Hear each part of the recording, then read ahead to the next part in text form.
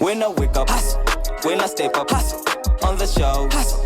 On my dough, hustle. When I step up on the stage and they know. Hello guys, welcome back to our YouTube channel. This is a new video with very interesting and educative stuff. And if you're new here, don't forget to subscribe and to hit that button, like, share, and comment. So today we are going to meet an entrepreneur. He's a young CEO from Kibera, doing a very good job in the community. So we'll get to hear more about him, right? And as you can see, they are collecting the garbage. They are collecting the garbage to point one, and they'll be offloading the garbage to the other points. And they have collected from door to door, and we hope to have good time with the CEO. So we are waiting to hear more from the CEO. Ensure that you subscribe so that you get all the videos that we'll be taking. Otherwise, thank you guys for your support. Welcome guys once again, and here is our CEO. So would you let people know your name? Yeah, thank you. My name is Dennis Juma. Okay. Would you let people know what you do, like introducing yourself in details? Yeah, so as I've said, my name is Dennis Juma. Repeatedly, I'm known as Ospina. That's my soccer name. So I'm a student. I pursue law, and I also do community development. So basically, I'm the founder of Mtaa Safi initiative, which was started in 2018 with a motive of mentorship for the youth into employment. Yeah, so that's basically what we do. So we always meet every Sunday in the morning at 7:30, and we start by a word of prayer. We believe our prayer is a very important aspect. And from there we do door-to-door sensitization, whereby we collect people garbages and we dispose them, and we also give them new garbage bags. So that's a routine that we always do every Sunday, and we are hoping that it will have an impact in our community. Have you seen any impacts up to now, or any change? I'll say there is a lot of challenges and impact at the same time, because you see, if you don't have changes and maybe challenges in the community, that means that you're not growing. So and there's a lot of challenges because it takes a lot of time to understand what you're doing. The fact that there's a lot of illiteracy in our community, there's some impact, because once you start doing something, there'll always be a lot of people trying to trigger you into negativity. But at the end of the day, people understand what you're doing, and now they come into agreement with you. So currently we have a lot of transformation. I won't say it's changes, it's a transformation, because one, we believe that if someone can work with you, then that means that you've impacted their mind into positivity, and that's what's important to Mtaa Safi. And have you found help from donors or anything? How do you manage to fund your initiative? So when we started Mtaa Safi, it was all about savings from the members. Personally, I had to get money from my own pocket, because one, when you're bringing people together, no donor will just come into a project that is not running, and they are not assured of reinvesting their money into this. So we started as a group whereby we could save some amount for ourselves. But as time goes, people are gaining more interest. And currently we are having donors who are coming on board to support in different ways. So that's a good thing that's happening, and we are hoping for more. And we are grateful for that. Yeah. So how do you deal with the gender balance in your initiative, like in recruiting boys and the younger girls? How do you do it? Okay, I think that's a big challenge, because one, in the community, people always talk about equality. Yeah, but you see, there's a lot of growth and development in the community, and people believe in diversity. But you see, I'm one person who always sees things in a different way. So when we started, we used to have a group of 50 youth, and the bigger majority was the ladies. So we had challenge managing the ladies, because you understand, wasichana kuna challenges more sana. Yeah, so I decided that since the group had some challenges, when we started, at some point we had to call it off, because we had a lot of wrangles where there's ladies. You really need to be careful with your management with ladies. And that's why I decided, when we started it now, we restarted this year, I just tried, why don't we just work with boys and see how it works? And it's really working nicely. So we've been having a lot of complaints from the local, the local leadership. Why not balancing in ladies? And that's why I started to chip in serious ladies. Yeah, so that's what I've been doing. And I believe it's a matter of time, because currently we're having interviews for the ladies, and we are giving them opportunities. So any lady who is willing to join Mtaa Safi initiative and they feel like they've got the heart for the community, they can always reach out to us. Oh, Yeah. and has it been working well with the few ladies now that ladies ndo walikuwa shida? So how has it been with the few ladies that you're working with? I think currently it's been very nice because one, I'm one person who always looks on positivity. There's nothing else that I look from someone. So if you have the positive mind, then it's easier to work with you. So that's all. Okay. So by starting the Mtaa Safi initiative, what change did you want to bring, like, by starting it? Okay, I think basically when people hear about Mtaa Safi, it's common. The general knowledge is just Mtaa Safi. Cleaning the Mtaa. Mtaa Safi, as in we need to clean the sewer lines. We come up with the way of trying to maintain our garbage, but at the end of the day, it serves a deeper meaning. Mtaa Safi, according to me, it's a clean mindset. Yeah, okay. Wow. That's it. So basically when I sit with the boys, I always try to reason with them, and they're like, what is Mtaa Safi to you? People love the mindset, Mtaa Safi, sini Mtaa Safi, tusafishe, we go. But that's not it. Mtaa Safi is basically being in a conducive environment where we can reason together. Because one, I impact your mind positively, then the Mtaa is clean. So we have a clean mind, and that's Mtaa Safi. Wow. So the biggest impact for us, as I said, is the mentorship. So once you mentor someone and they've got a clean mindset, then there's nothing that you cannot do. Because if you're reasoning together with you, it's very easy for us to come up with a solution for what you're going through. Yeah. And the fact is that we have a lot of challenges in Kibera, so we cannot do it, we cannot manage it alone. And the best people to bring transformation in our community are the youth. We're energetic. We have a lot of time to waste. So if you have this smart mind, and we're good to go. So that's the meaning of Mtaa Safi. Yeah. So by mentoring the youth, as in how has been the journey how has been the journey to mentor the youth, to make them understand what you want them to do, as in to come up with the mindset that you're saying? Yeah, have you managed to change the mindset? In now the house, that here in Kibera, maybe we have people who still have some kind of mindset. Have you managed? I think there's always a possibility of everything happening. But you see, for you to be able to get someone to reason with you, it takes a lot of time. Yeah. And that's why we brought the mentorship program. So the main thing is, first, you need to make someone understand why they're living in Kibera. 2, are they comfortable living in Kibera? 3, what changes can they make in Kibera? Because 1, I think I told you before, there's a norm of people getting rich or wealthy and moving out of Kibera and going. So it's been a norm. I'm born in Kibera, I'm brought up in Kibera. I get an opportunity of getting maybe a good job depending on what you've studied. Then after getting something good, you move out of Kibera. So what is the impact? And that's how I challenge my boys. So the mentorship is always trying to make Kibera look nice, whereby people can feel triggered to come into Kibera. What can we do as youth to make people come to Kibera? You see, once I meet with people from different areas, I want to make Kibera look good. I'll tell them, 1, this is Chocolate City. There's a lot of positivity in the community. But you see, once you get something and you move out of the community, then what is the impact that you're having? What have you done for your community? And that is the mentorship that I always try to impact on the boys. Not only the boys, also the girls. So any youth that I'm working with, I need to impact something on them. And 1, I'm trying to network with local companies. Like we also do plastic recycling. So once you collect all the garbage, we sort it out. So the plastic can be recycled in different companies.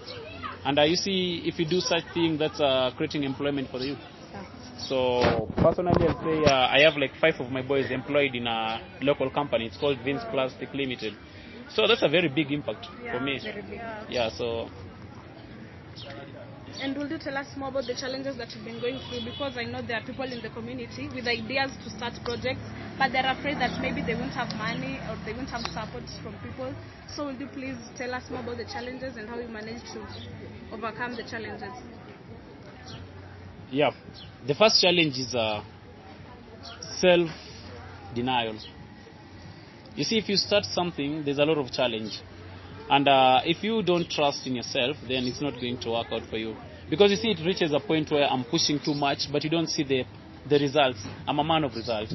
So at the end of the day, if the results doesn't come out, you keep on pressing down yourself. You keep on torturing yourself. But I'll just love to urge people who love to come up with different ideas or maybe projects to support our community. It's never easy and it's never hard. It's all about the mindset. If you learn to accept something the way it is, then the solutions comes normally. So one is you'll get a lot of denial from the community. Two, most of the people will question you a lot. And three, you will work with people who don't understand what you're doing. So it's you to impact the knowledge in them, because a lot of people in our community lack common sense. Yeah, there's just something normal that you assume everybody should be knowing, but they don't know it. So in an area where there's a lack of common sense, it's very hard to work in such community. So the first thing you need to be very soft on people. You need to be very easy. You need to reason with people at their level. Assuming you're working with drug addicts, you need to fix yourself in. You shouldn't be kind of different with someone like who's trying to you get it. Yeah, so like you need to just reason with people. Don't condemn people. Don't act like you're too mature. Don't act like you're too perfect. Reason with them. It's gonna be so easy for you to work out. Actually expected. We have gained much than we expected. Yeah, we've gained much than we expected. I know people are learning from this. You know, it's very hard for people. I know people have ideas out there, a lot of ideas, but putting it into action, that's the main thing. Taking the courage and taking the step, that's the hard thing. So we are really glad that you told us all that, and I hope that people have learned. And one more question. Will you please talk to the youth about ideas, how they can implement them, how they can work hard? Yeah, I think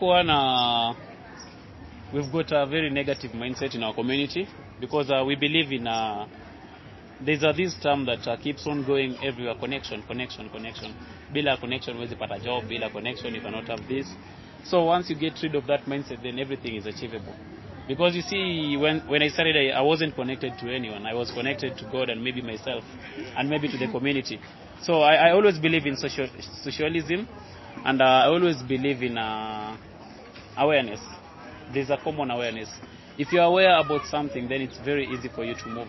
Because I think I always say this: the problem in the community is too much for one person to solve them. So we need a lot of Mtaa Safi. We need a lot of people who can come up with such mindsets and ideas. And the only way we can achieve this is by trusting in ourselves. It's very easy. It's just a matter of having a strategy. You get up one day and decide you want to do it. But you see, mostly we expect people to come from the states and come and support our initiative. We expect people to come from nowhere and say what you're doing is good. By the way, nobody ever appreciates what you do. You need to appreciate yourself. You need to learn to focus on yourself. Because you see, sometimes I get an opportunity to go talk to people, do mentorship. And you will do like a whole session. Then at the end of the day, people ask you, where do you come from? You're like, I come from Kibera. They're like, no. So you see, this is something that really works very nicely for me, because I feel proud coming from Kibera. I came from a very humble background. I'm still struggling to make ends meet, but I'm having an impact in the youth. So I think the main thing that the youth need to put aside is the mindset that we're having. Because one, we lack the general knowledge. You see, if I want to work and I'm unemployed and I keep on complaining, the government doesn't give us work, we don't have employment, and you keep on sitting. So where do you expect the employment to come from? You need to step up. You need to move out of your mother's house. You need to get out and ask for a work. You need to start doing something simple. Like personally, I do the collection. I need to get the bags. I do the plastics and whatever. I won't say, okay, I'm a lawyer. I've been studying law. I'm an advocate. So there's some things that I cannot do, and that's the mindset that we are having. We think at some point with education, everything can be brought into the table. But we forget that our government system is a system whereby you go to school to get the knowledge. You don't go to school to get educated. So I would just love to urge the youth that we need to be innovative. Just be innovative. Okay. So, wow. So how did people take the Safi initiative at first while you are starting it? How did they take it? By you saying the idea to them, your family and the whole community? Okay, I think I have a very great family, I'll say, because my parents will always support what I'm doing. They know I have the heart for the community, so they have always supported what I'm doing. But the community will always try to pull you back. So I've experienced a lot of negativity from the people that I know and people I least expected. People will tell you, "Wacha tuone itakuwa for how long? People have been doing this." So it's normal. But you see, I'm that kind of person who wants that bad side because I love learning. And I always compare my life to a coin. Because you see, once you have a coin and you toss it, you don't know which side it's going to fall on. So you either accept any side of it. So I always love gambling with life. Take risk. You take risk. Take risk. Lazima urisk. Wow, that's so interesting. Thank you. I'm sure we've really learned a lot. Yeah, so guys, as you have heard, he has really told us a lot than you expected. And we hope that they'll sometime get to be in a bigger position than they are. So, if I may ask, how do you see yourself in 2 years' time or 3 years' time? How do you see yourself with the Mtaa Safi initiative as a whole? Okay. I'll just challenge you. So I always see myself in the next day. How do I see myself in the next day? Because I'm one person who believes the future is now. It's present. Wow. Yeah. So I always tell most of the people in the community, yesterday is gone. We don't know about tomorrow, but we have today. So my future is always from now. My future is always tomorrow. That's the farthest that I can go. So every other day I try to reach out to different networks. I try to reach out to local people who are doing the same thing that we're doing. And I try to bring a lot of partnership that can benefit my community. One, I just want to have a group of youth that are feeling comfortable to work for Mtaa Safi. Because currently we have all of the youth in Mtaa Safi, they are employed. It's either you're self-employed, you're employed by Mtaa Safi, you're employed by yourself, you're doing something. At the end of the day, we want just to get the mindset of being idle in the community. So I don't see myself in the next 2 or 3 years. I see myself tomorrow. Where am I tomorrow? How many people have I reached to tomorrow to support Mtaa Safi? How many likes have we made in our page? That is always my challenge. I celebrate the small victories because I know it's a matter of steps. So the future for me starts tomorrow. That's the farthest I can go. But as we are speaking, it's starting now because we always make a step at the end of the day.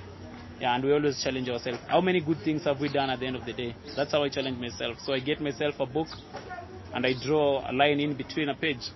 The good things I did and the bad things I did. Where do I start improving? That is the mindset that I'm having. Yeah. So I'm sure you have plans for the coming days. Are you planning to expand Mtaa Safi or take it to other areas apart from Kibera? Yeah, that's the big vision. The big vision is the Mtaa Safi logic of having a clean mindset, and that's it's a challenge because to trigger someone's mindset into positivity will require a lot of humility, and you need to humble yourself. You need to be ready to understand people the way they are. So this is something that we always dream of. First, charity begins at home. So we believe we need to start with Kibera. So currently you're working in Sarangombe. We've got different wards. We've got 13 communities in Kibera. How do we reach to the 13 communities in Kibera? And that's what I'm working on currently. So one, I need to start by making sure that the people that I'm working with in Sarangombe are well off. Because if these people are comfortable with what they're doing and they can do it heartfully, then that's a challenge to other communities. So that's what I'm doing currently, and tomorrow we'll be launching our stall officially, and we'll be bringing recycled products from Vince Plastic Limited. So that's the agreement, and it's encouraging because I'll have 4 boys on a pay sheet on 500 shillings in a day each. You don't have to spend your fare going somewhere. So this means that we can always employ ourselves if we want to, and we have a lot of opportunities. It's just a matter of trying to reach out to people. Try, risk, and it will work out. Yeah. Yes, guys, you see that's the whole point. Trying. As soon as maybe you have something, you're meant to be a CEO, you're meant to be someone big. So it's just taking the step and having the courage, like we've heard from Juma. And you see, he has made it through. It hasn't been easy, yes, but at least he tried, and now he's where he is, right? Yeah. So we are glad to have you, and we hope to have you in any other time. So because for me, I think you have created an impact in this video, and at least some youths will get to learn something. And it's a challenge, by the way, because there are many youths out here who don't believe in themselves. Like they're always in groups, as in they don't believe that they can start something like that.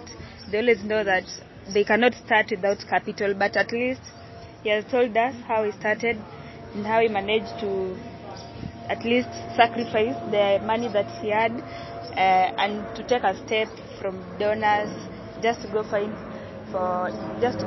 financial capability. And I hope you enjoyed this video, baby. So guys, thank you for watching up to this far, and at least you have learned a lot from the video about Mtaa Safi initiative. And and don't forget to subscribe, my guys, for more interesting and educative videos. Thank you very much, and bye.